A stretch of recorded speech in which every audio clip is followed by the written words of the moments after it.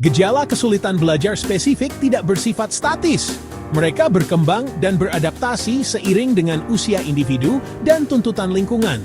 Pemahaman mengenai evolusi gejala ini sangat penting untuk deteksi dini dan intervensi yang tepat.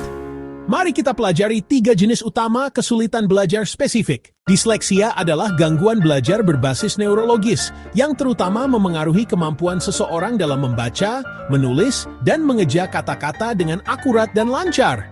Ini bukan masalah kecerdasan, tetapi lebih pada bagaimana otak memproses informasi linguistik. Disleksia dapat memengaruhi berbagai aspek kehidupan, mulai dari kinerja akademis hingga kepercayaan diri dan kesempatan kerja di masa depan. Manifestasi gejalanya sangat bervariasi dari orang ke orang dan juga seiring dengan tahapan perkembangan individu. Apa yang tampak sebagai kesulitan kecil di masa kanak-kanak dapat berkembang menjadi tantangan yang lebih signifikan seiring bertambahnya usia. Penting untuk diingat bahwa tidak ada 2 orang dengan disleksia yang memiliki pengalaman yang sama persis. Pada balita dan anak usia dini, gejala disleksia mungkin sulit dikenali secara pasti karena keterampilan membaca dan menulis belum berkembang sepenuhnya. Meskipun demikian, beberapa tanda awal dapat diamati oleh orang tua dan pengasuh yang jeli. Mengenali tanda-tanda ini sejak dini sangat penting untuk intervensi dini. Anak mungkin menunjukkan perkembangan bicara yang lebih lambat dibandingkan teman sebayanya. Mereka mungkin juga lambat dalam mempelajari nama-nama benda sehari-hari dan bunyi abjad. Kesulitan dalam mengingat urutan kejadian dalam cerita juga bisa menjadi indikasi. Mereka mungkin mengalami kesulitan membedakan huruf tertentu yang memiliki bentuk serupa, seperti B dan D atau P dan Q. Akibatnya, mereka sering menulis huruf dan angka terbalik, seperti pit menjadi tip atau angka 3 terbalik. Hal ini mencerminkan kesulitan dalam memproses informasi visual dan spasial. Saat anak mulai belajar membaca secara formal di sekolah, gejala disleksia menjadi lebih jelas dan terlihat oleh guru dan orang tua. Tantangan dalam membaca dan menulis mulai memengaruhi kinerja akademis secara keseluruhan. Mereka mengalami kesulitan membaca kata secara akurat, seringkali menebak kata berdasarkan konteks daripada membacanya secara fonetis. Akibatnya, mereka menunjukkan pemahaman bacaan yang rendah dan kesulitan memahami makna dari apa yang mereka baca. Kesalahan sering terjadi dalam menulis, seperti menghilangkan huruf dari kata-kata, menambahkan huruf yang tidak perlu, atau mengalami kesulitan membedakan bentuk huruf yang mirip, seperti N dan U. Tata bahasa dan tanda baca juga seringkali diabaikan. Pada remaja dan orang dewasa, disleksia yang tidak terdiagnosis atau tidak ditangani dapat menyebabkan individu sering menghindari aktivitas membaca dan menulis karena rasa malu dan frustrasi. Hal ini dapat membatasi pilihan pendidikan dan karir mereka. Mereka mungkin mengalami kesulitan dalam tugas administratif sehari-hari, seperti mengisi formulir aplikasi, memahami instruksi tertulis, atau membaca laporan. Hal ini dapat memengaruhi kemampuan mereka untuk berfungsi secara mandiri di tempat kerja dan dalam kehidupan pribadi. Kesulitan mengeja tetap menjadi masalah yang persisten sepanjang hidup. Selain itu, mereka mungkin sulit memahami idiom dan ungkapan figuratif, seperti kambing hitam, dan kesulitan dalam memproses bahasa abstrak. Disgrafia adalah kondisi neurologis yang menyebabkan kesulitan signifikan dalam menulis dan mengekspresikan pikiran secara tertulis. Kondisi ini seringkali tidak hanya memengaruhi kemampuan fisik untuk menulis, tetapi juga proses kognitif yang terlibat dalam menyusun dan menyampaikan ide melalui tulisan. Ini adalah gangguan belajar spesifik yang dapat memengaruhi anak-anak dan orang dewasa dari berbagai tingkat kecerdasan. Penderita disgrafia mengalami kesulitan menulis sesuai tingkat usia mereka, bahkan setelah mendapat instruksi yang memadai dan dukungan tambahan. Kesulitan ini bukan disebabkan oleh kurangnya kecerdasan atau motivasi, melainkan karena perbedaan dalam cara otak memproses informasi yang diperlukan untuk menulis.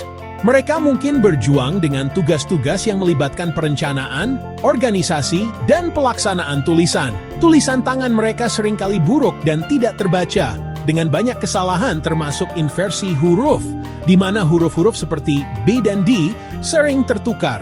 Kualitas tulisan tangan yang buruk ini dapat menyebabkan frustrasi dan mempengaruhi kepercayaan diri anak dalam lingkungan akademik.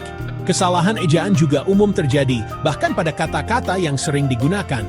Mereka kesulitan mengatur spasi antar kata, seringkali menempelkan kata-kata bersamaan atau memberikan spasi yang tidak konsisten, dan cenderung menulis dengan sangat lambat karena upaya ekstra yang diperlukan untuk membentuk huruf dan menyusun kalimat. Proses menulis menjadi tugas yang melelahkan dan memakan waktu. Pada anak prasekolah, tanda-tanda disgrafia meliputi cara memegang pensil yang canggung, yang dapat memengaruhi kemampuan mereka untuk mengontrol gerakan tangan dan membentuk huruf dengan benar. Mereka mungkin memegang pensil terlalu erat atau dengan posisi yang tidak lazim. Anak mudah lelah saat melakukan tugas menulis dan menggambar, serta cenderung menghindarinya karena frustrasi dan kesulitan yang mereka alami. Mereka mungkin menunjukkan keengganan untuk berpartisipasi dalam kegiatan yang melibatkan tulisan atau menggambar. Huruf yang mereka tulis seringkali tidak terbentuk dengan baik, terbalik, atau memiliki spasi yang tidak konsisten, yang membuat tulisan mereka sulit dibaca dan dipahami. Bentuk huruf mungkin tidak proporsional atau tidak sesuai dengan standar yang diharapkan. Pada anak usia sekolah, disgrafia bermanifestasi sebagai kelambatan dalam menyelesaikan tugas menyalin teks, bahkan ketika teks tersebut sederhana dan mudah dipahami. Mereka mungkin membutuhkan waktu yang lebih lama untuk menyelesaikan pekerjaan rumah atau tugas di kelas yang melibatkan tulisan. Mereka sering salah menulis huruf seperti B untuk P dan angka seperti 2 untuk 5, yang menunjukkan kesulitan dalam membedakan bentuk dan orientasi huruf dan angka. Kesalahan ini dapat mempengaruhi kemampuan mereka dalam membaca dan memahami materi pelajaran.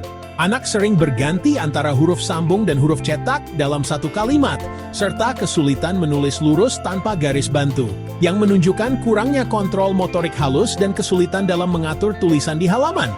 Mereka mungkin kesulitan menjaga konsistensi dalam gaya tulisan mereka. Pada remaja dan dewasa, disgrafia lebih memengaruhi organisasi pemikiran tertulis, membuat mereka kesulitan menyusun esai, laporan, atau jenis tulisan lainnya yang membutuhkan struktur dan koherensi. Mereka mungkin memiliki ide yang bagus, tetapi kesulitan untuk mengungkapkannya secara tertulis dengan jelas dan efektif. Mereka kesulitan mengisi formulir dengan tangan dan mengalami kram atau nyeri saat menulis dalam waktu lama, yang dapat membatasi kemampuan mereka untuk menyelesaikan tugas-tugas administratif atau pekerjaan yang membutuhkan banyak tulisan tangan. Individu lebih memilih rapat daripada email, karena mereka mampu menjelaskan diri dengan mudah saat berbicara dan berinteraksi secara langsung, tetapi mengalami kesulitan dalam menyampaikan ide dan informasi secara tertulis. Mereka mungkin merasa lebih nyaman berkomunikasi secara verbal daripada melalui tulisan.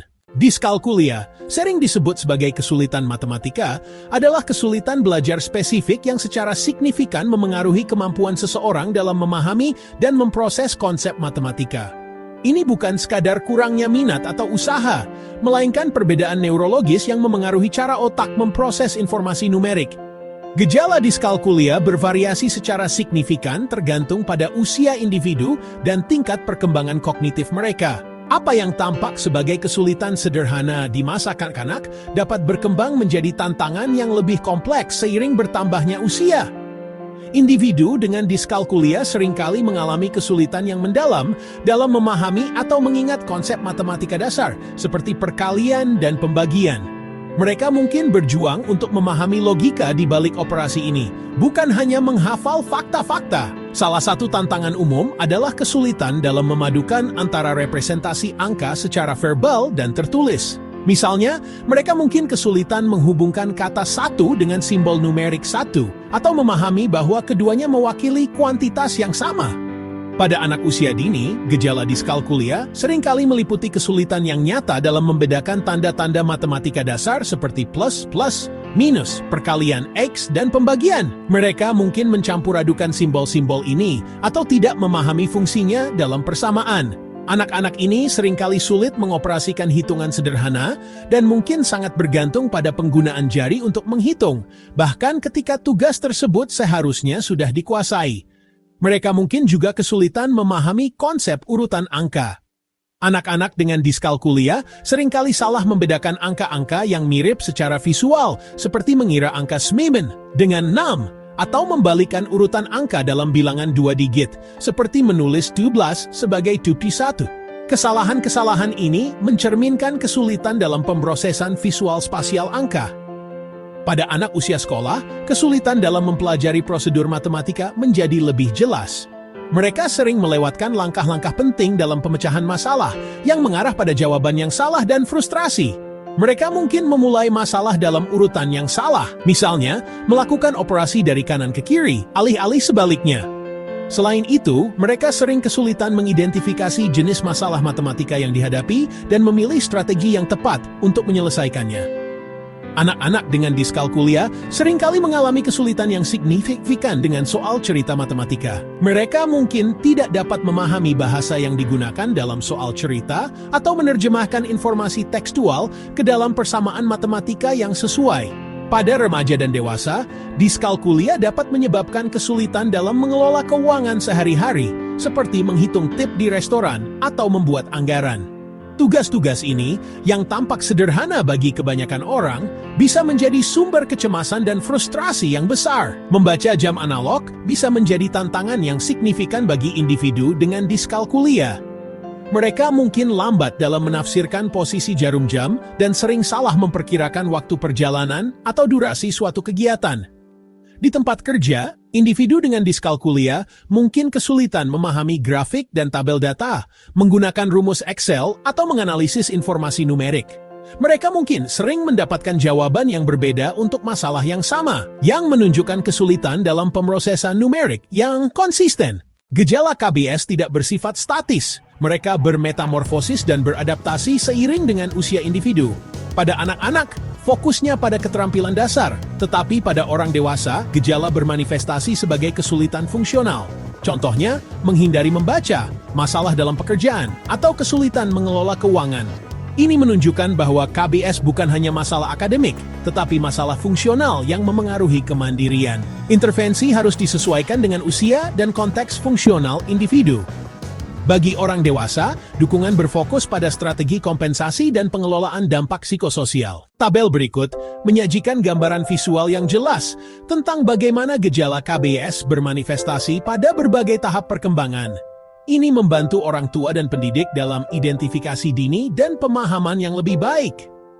Peningkatan kesadaran masyarakat tentang bagaimana KBS bermanifestasi pada orang dewasa perlu ditingkatkan untuk menghindari kesalahpahaman dan stigma yang dapat menghambat individu mencapai potensi penuh mereka. Dengan pemahaman yang tepat, setiap individu dapat potensi terbaiknya.